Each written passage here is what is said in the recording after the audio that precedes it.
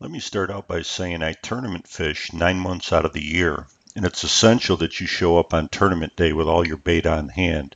So it's really important that I keep bait at the house so I'm ready to go on tournament morning. My old bait tank was a 100-gallon stock tank. It's worked pretty good over the years, but if you're trying to keep 25 or more large baits for a long period of time, the tank kind of gets overcrowded. My second problem is in the southern heat, the water temperature in the tank, it's too warm during the summer. So I had to find a way to keep the water cool. So I think my new bait tank project solves that problem. My new bait tank is a large 400-gallon tote tank that I got for free. I believe that will solve my volume situation and keeping large baits for long periods of time. The first thing I did was cut a large opening in the top of the tank so I had easy access to the bait fish. I then made an inch-and-a-half thick frame around all 6 sides of the tank. Starting with the bottom of the tank, I used spray foam insulation to seal all the holes. I then added inch-and-a-half sheet insulation to the entire bottom, and then I used plywood to completely seal the bottom of the tank in.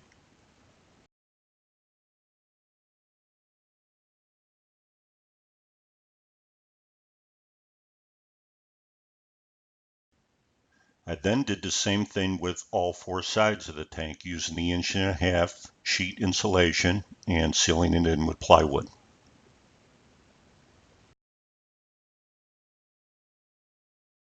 I then flipped the tank back over and made an insulated door for the outlet drain and added quick couplings for a 2-inch drain hose. I drilled holes in the top of the tank and then added rubber grommets to accept the plumbing for the tank.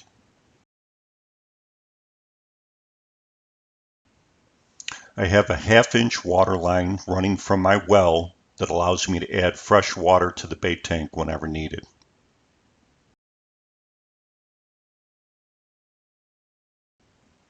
The pump on the right is a 560-gallon pond pump.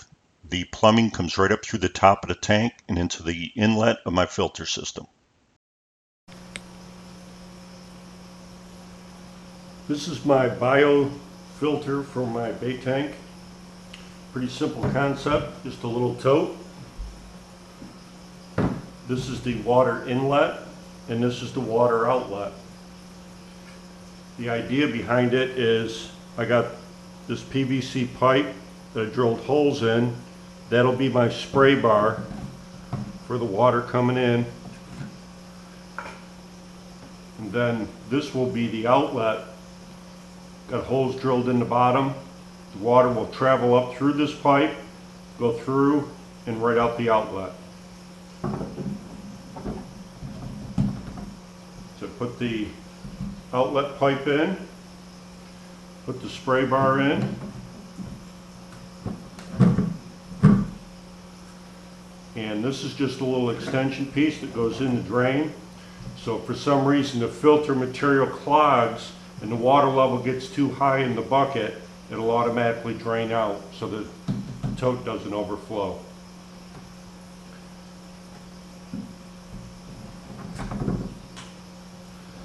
Take the spray bar out. Next thing is these bio balls. They're 1-inch bio balls. They're a little plastic piece. Inside that is a little sponge that creates the bio. I got 300 of them.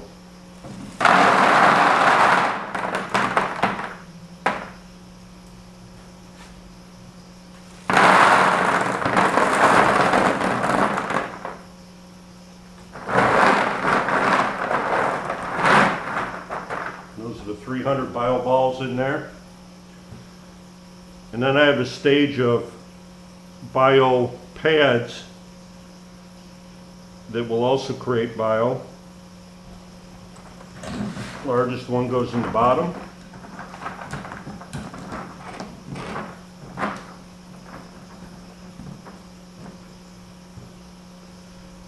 different size goes next.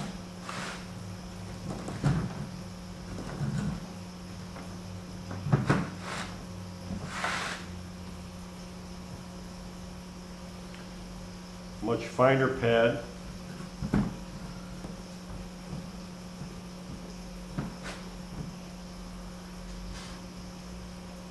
And then the real fine pad. This will catch most of the particles that go into the tank.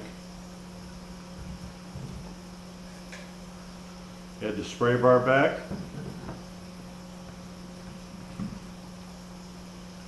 The overflow extension. That's it. It's ready to go. The water then comes out of the filter and back into the tank.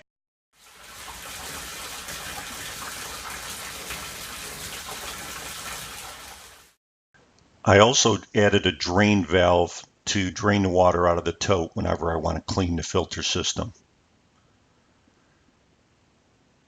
I then added an insulated cover to regulate the temperature of that filter system. I added a lid for the bait tank with a screen mesh so the tank has the ability to breathe.